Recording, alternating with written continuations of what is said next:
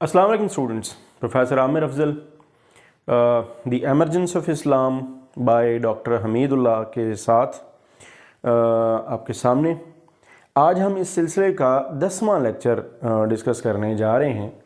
जैसा कि आप जानते हैं कि द एमरजेंस ऑफ इस्लाम तकरीबन 12 लेक्चर्स का एक मजमुआ है और आज हम 10वां लेक्चर जो है उसका एक ब्रीफ सा हम उसका एनालिसिस करेंगे। डॉक्टर हमीदुल्लाह ने ये जो लेक्चर था ये लॉ मेकिंग और जुडिशरी पे दिया। कुछ ऐसे लेक्चर्स भी हैं जिनमें हमें कुछ थोड़ी सी रेपिटिशन आपको नज़र आएगी। हमने जो एनालिसिस किया उसमें भी आपको नज़र आएगी। उसकी वजह ये है कि कुछ ऐसे स्टार्ट के जो टॉपिक्स ऐसे थे जो ज़रा कॉम्प्रीहेंसिव थे, जैसे कुरान, हदीस और फ़िक़्ह पे थे, तो जो अगले लेक्चर्स थे वो उन्हीं की आप कह लें कि एक्सप्लेनेशंस में आ गए। तो इसलिए कुछ रेपिटिशन है, जहाँ रेपिटिशन होगी वहाँ कोशिश करेंगे ज़रा हम क्विकली गो थ्रू करें। जैसे फ़िक़्ह पे हम ऑलरेडी पढ़ चुके हैं, फ़िक़्ह और सोर्सेज ऑफ लॉ पे हम पढ़ चुके हैं। तो जब बात करते हैं लॉ मेकिंग और जुडिशरी में तो इनिशियली वो कहते हैं कि हमारे सामने दो तरह के कवानीन हो सकते हैं। एक वो जो मुल्की कानून है, customary law, the law generated by the culture, by the society. Historical perspective होता है एक लॉ का, एक इलाके का कानून होता है, तो ये एक ह्यूमन लॉ होता है। एक लॉ वो होता है जो डिवाइन लॉ होता है, जो अल्लाह ताला की तरफ से होता है, जो हमने कुरान पाक में देखा, तौरात में देखा, ज़बूर में देखा, इंजील मुक़द्दस में देखा। वो लॉ जो अल्लाह ताला की तरफ से, गॉड की तरफ से होता है, पैगंबरों के ज़रिए आम इंसानों तक पहुंचता है और वो बाइंडिंग होता है हर इंसान पे जो उनकी उम्मत होता है। तो इनिशियली वो ये लॉ को दो हिस्सों में डिवाइड करते हैं। बात करें अगर इस्लाम की, तो law of Islam in the early phase of Islam में अगर हम बात करें तो ये हम पहले पढ़ चुके हैं कि इस्लाम में लॉ जो है इसका जो अर्ली फेज़ थी, इसमें जो सबसे फोरमोस्ट चीज़ थी that was the Quran, the Holi Quran, that we discussed in the last video that it was taken as the master text. Quran पाक एक ऐसी किताब थी, एक ऐसा रहनुमाई का ज़रिया था, सोर्स था। सारे कवानीन, क्योंकि सारे कवानीन हज़रत जिब्रील अलैहिस्सलाम वही की सूरत में हुज़ूर पाक सल्लल्लाहु अलैहि वसल्लम पे आयात की सूरत में नाजिल करते थे, अल्लाह ताला नाजिल करते थे और हज़रत जिब्राईल अलैहिस्सलाम पैगाम लेके आते थे। तो सारे कवानीन जो थे वो उन आयात, कुरान पाक की आयात से ही निकलते थे, वहीं से अख़ज़ होते थे। वही हुज़ूर पाक सल्लल्लाहु अलैहि वसल्लम पे नाजिल होती थी, सरकार दो आलम अपने सहाबा को बताते थे और इस तरह से जो इस्लामी कानून है उसकी बुनियाद पड़ी। तो इनिशियली तो कुरान से हट के किसी भी चीज़, किसी दूसरी चीज़ के बारे में जो सोच रहे हैं वो वैसे भी बिल्कुल बईद है।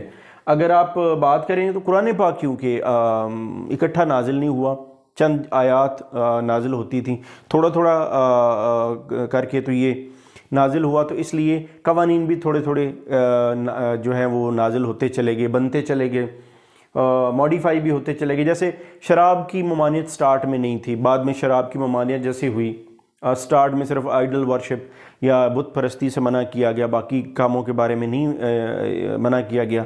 तो जैसे जैसे अहकामात आते गए वैसे वैसे कवानीन बनते गए। शराब से मना किया गया तो शराब जहाँ जिस हालत में मौजूद थी लोगों ने गलियों में बहा दी, शराब पीना एक गुनाह करार पाया। इसी तरह ये जो इसमें एक एस्पेक्ट जो है वो बड़ा इम्पॉर्टेंट है, वो ये कि अल्लाह ताला की जो इल्हामी किताबें हैं उन सब में पैगाम एक जैसा होता है। यानी अगर कुरान पाक की जो नुज़ूल है, उस कुरान पाक के नुज़ूल से पहले जितने भी पैगंबर इससे पहले आए और जिनके पास इल्हामी किताबें थी, तो कुरान पाक की बुनियाद हम कह सकते हैं कि ये इसके स्टार्ट के जो इससे पहले वाली शरीयतें थी या जो इससे पहले वाले किताबें थी जो उनमें कवानीन थे, तो वो एक प्रीएम्बल के तौर पर कुरान पाक के अंदर शामिल की गई। तो जहाँ पर शुरू में हुज़ूर पाक सल्लल्लाहु अलैहि वसल्लम को कहीं ऐसे ही मौका या ऐसा कोई मसला दरपेश हुआ जिसका जवाब कुरान पाक में नहीं था, तो फिर उसको जो तौरात में थी, बाइबल में जो उसकी रेमेडी थी या कानून था, तो वहाँ से उसका जो है वो वहाँ रुजू किया गया। जैसे एक वाक़या मैं इससे पहले बता चुका हूँ कि एक यहूदी जोड़ा था जिन्होंने ज़िना किया, तो उनकी जो सज़ा थी वो तो क्योंकि वो एक तो ताल्लुक़ भी दूसरे मज़हब से ताल्लुक़ रखते थे, तो जब वहाँ से रुजू किया गया तो पता चला कि उसमें स्टोनिंग टू डेथ की सज़ा थी, यानी जो संसार करने वाली सज़ा थी। तो इसका मतलब ये है کہ یہ سزا پہلے سے موجود تھی اور وہی سزا اللہ تعالیٰ نے قرآن پاک میں برقرار رکھی. تو ایک تو یہ بات اگر ہم بات کریں نا ارلی فیز آف اسلام کی، تو اس میں قرآن پاک کو ایز اے ماسٹر ٹیکسٹ یا ایز اے سورس کے طور پہ ہم لیتے ہیں. دوسری چیز حدیث اور سنت ہے. حضور پاک صلی اللہ علیہ وسلم کی زندگی میں جو کچھ آپ فرماتے تھے، صحابہ اس کو یاد کرتے تھے، اس کو لکھ لیتے تھے، لکھ کے سناتے تھے تاکہ اس کی ویریفیکیشن ہوتی رہے. ویریفیکیشنز بھی ہوتی رہیں. اس کے بعد پھر خلفائے راشدین کے دور میں وہی ساری احادیث جو تھیں وہ ساری اکٹھی کی گئیں اور پھر ان کو کمپائل کیا گیا، ان کی کلیکشن کی گئی. لیکن ایک چیز ہے کہ جہاں بات قرآن پاک کی اور حضور پاک صلی اللہ علیہ وسلم کی اپنی زندگی کی آئے تو وہاں پر حدیث جو ہے وہ پھر سیکنڈری حیثیت رکھتی ہے. اس لیے حدیث کو ایک لوور سٹیٹس دیا گیا سورسز آف اسلامک لا میں. اس کے بعد جب حضور پاک صلی اللہ علیہ وسلم دنیا سے تشریف لے گئے تو اس کے بعد جس چیز کو یا جو چیز مسلمانوں کے لیے سب سے بڑا سورس آف انسپریشن یا سورس آف گائیڈنس بنی وہ صحاح ستہ یعنی کہ احادیث کی کتابیں تھیں. یہ سب سے اتھینٹک سورس بنا. اگر اس کو آپ کمپیئر کریں اس سے پہلے انجیل مقدس بائبل، جس کے بارے میں کرسچنز کا اپنا کہنا ہے کہ اس میں بہت ساری تحریفات ہو چکی ہیں، اس میں واقعات ہیں، یہ بیسیکلی ایک سیرت ہے حضرت عیسیٰ علیہ السلام کی، اس سے زیادہ نہیں ہے. اس میں اللہ تعالیٰ کا جو کلام ہے، یہ اللہ تعالیٰ کی جو احکامات ہیں وہ کم ہیں. اسی طرح نیو ٹیسٹمنٹ کی اگر بات کریں تو اس میں بھی اسی طرح سے ہے. تو جو صحاح ستہ ہے اس کے اندر جو احادیث کا مجموعہ ہے وہ آتھینٹک ہے، تو وہ مسلمانوں کے لیے ایک رہنمائی کا باعث بنا.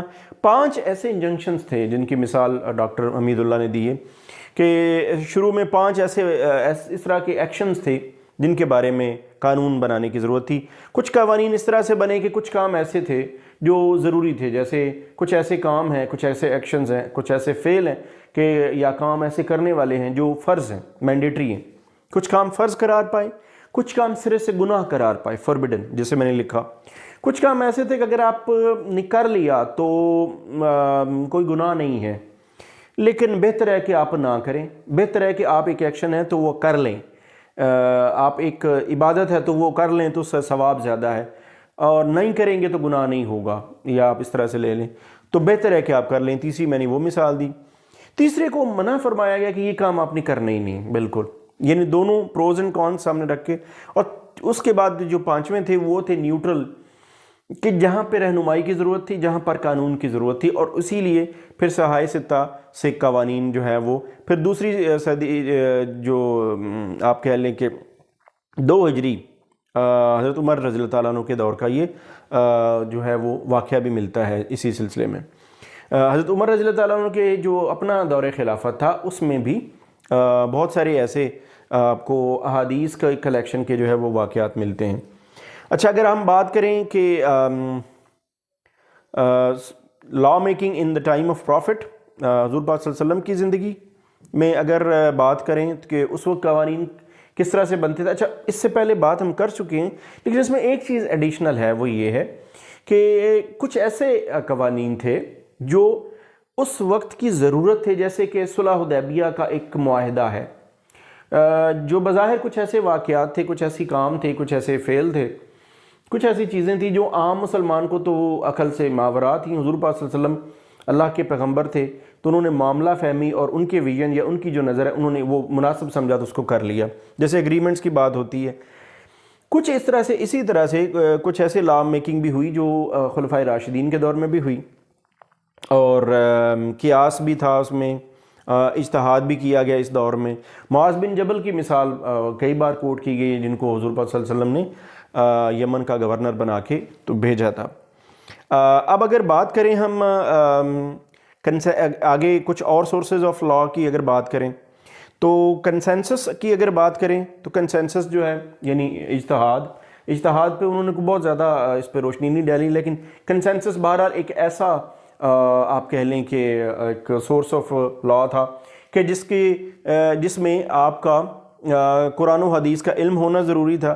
اور جب ایک سے زیادہ مجتہدین جو تھے وہ اکٹھے ہوتے تھے، یعنی کسی ایک سے کہنے سے فرق نہیں پڑتا، جب ایک سے زیادہ 5 6 8 10 لوگ اکٹھے ہوتے ہیں اپنے وقت کے مجتہدین، اور وہ اکٹھے ہو کے کسی ایک پوائنٹ پہ ایک فیصلہ کر دیں تو وہ بائنڈنگ سمجھا جاتا تھا. یہاں میں ایک چیز بتا دوں کہ یہ جو آپ کہہ لیں جو لا میکنگ ہے اکارڈنگ ٹو ڈاکٹر حمید اللہ، یہ لا میکنگ اس کے اندر دونوں ایسپیکٹ موجود ہیں. وہ دونوں ایسپیکٹ وہ جو جس کی طرف انہوں نے شروع میں ذکر کیا کہ کچھ قوانین ایسے ہیں جو انسان خود بناتا ہے، قبیلے بناتے ہیں. جیسے اگر ہم جوڈیشری بیفور اسلام دیکھیں تو اگر اس وقت کی بات دیکھیں تو سٹارٹ میں اسلام سے پہلے انصاف کا نظام کیا تھا کہ بہت کم اس طرح کے ایسے عدالتیں لگتی تھیں شروع میں کہ جہاں سے کوئی انصاف کی توقع ہوتی. لیکن لیٹر آن اسلام سے تھوڑا عرصہ پہلے، اسلام یعنی قرآن پاک کے نزول سے پہلے، حضور پاک صلی اللہ علیہ وسلم کی بعثت سے پہلے ایک تھوڑا سا پراپر سسٹم بن گیا تھا، جسے ہم کہہ سکتے ہیں سول کورٹس ہوتی تھی، کرمنل کورٹس ہوتی تھی. حضرت ابو بکر صدیق رضی اللہ تعالیٰ عنہ، حضرت عمر رضی اللہ تعالیٰ عنہ اس کے ججز ہوتے تھے، تو وہ فیصلے فرماتے تھے. تو کسی حد تک بہت پہلے نہیں لیکن بعد میں اسلام سے تھوڑا عرصہ پہلے ایک جوڈیشل سسٹم موجود تھا. اسلامک جوڈیشل سسٹم کی بات کریں تو اسلامک جوڈیشل سسٹم مفتی اور قاضی پر مبنی ہے. مفتی وہ جو فتویٰ دے سکتا ہے، جو قرآن و حدیث کا علم رکھتا ہے، جو فقہ کا علم رکھتا ہے. اس میں ہم نے اس سے پہلے بڑی ڈیٹیل میں حضرت امام ابو حنیفہ، حضرت امام مالک، چاروں اماموں کے ہم بات کر چکے ہیں جو ان کے ماننے والے ہیں، جو ان فقہ کا علم رکھتا ہے. تو وہ مفتی ہے. اور اسی طرح قاضیوں کا باقاعدہ تقرر ہوتا تھا.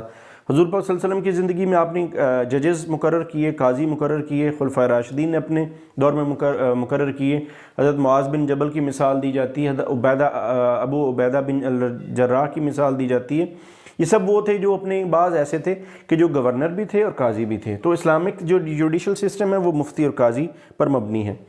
ڈفرینس آف اوپینین امنگ ججز یہ بالکل ہوا، کئی بار ہوا. اور it was also a symbol of the dynamism اور dynamic nature of Islamic judicial system. ایک سے زیادہ پوائنٹ آف ویو ہو سکتے تھے. اور اس پوائنٹ آف ویو میں پھر یہ ہوتا تھا کہ بعض اوقات جو واقعہ جو پورا کیس تھا تو وہ خلیفہ وقت کے سامنے لایا جاتا تھا. سرکار دو عالم کی زندگی میں تو اس کی ضرورت نہیں پڑی، لیکن بعد میں تو اس کی ڈفرینس آف اوپینین ہوا، فیصلے بھی مختلف ہوئے. لیکن یہ کہ اس کو بہرحال یہ ایک ڈفرینس آف اوپینین کے ساتھ چلایا گیا. خلفائے راشدین کے دور میں فائنل اوپینین جو تھی وہ خلفائے راشدین میں سے کسی کی ہوتی تھی. اسی طرح جیسے میں نے یہاں لکھا کہ حضور پاک صلی اللہ علیہ وسلم کے دور میں اور حضرت عمر رضی اللہ تعالیٰ عنہ، حضرت عثمان اور حضرت علی، ان سب کے دور میں مفتی اور قاضی جو تھے وہ پوری جتنی. اچھا ایک اور چیز اس میں بتا دوں کہ اس ساری گفتگو سے یہ بالکل امپریشن نہیں جانا چاہیے کہ جو اینڈ پہ انہوں نے کہا ڈاکٹر حمید اللہ نے کہ یہ کوئی چھوٹی سلطنت تھی، ایک بہت بڑی سلطنت تھی، ہزاروں بلکہ لاکھوں مربع میل پہ پھیلی ہوئی ایسی سلطنت تھی کہ جہاں پہ ہر جگہ پہ قاضی کا اور مفتی کا مقرر کرنا مشکل تھا. لیکن بہرحال ایک ایسا جسٹس سسٹم قائم کیا گیا جس پہ سب لوگوں کو اعتبار تھا. اس کی مثال بھی یہ دی جاتی ہے کہ جب کئی دفعہ ایسے غیر مسلموں کے درمیان بھی انصاف کیا گیا تو وہ اس حسن سلوک سے اور اس انصاف سے متاثر ہو کے تو وہ مسلمان ہوئے. Anyhow, this was just a brief and a short what you call the analysis of the emergence of Islam lecture 10, that was law making and judiciary. بہت ساری چیزیں ہم پہلے پڑھ چکے تھے. آج جو اس کا بقیہ میجر پوائنٹس تھے وہ ہم نے اس میں ڈسکس کیے. نیکسٹ لیکچر کے ساتھ دوبارہ I'll come back. اس لیکچر میں صرف اتنا ہی. Thanks for watching.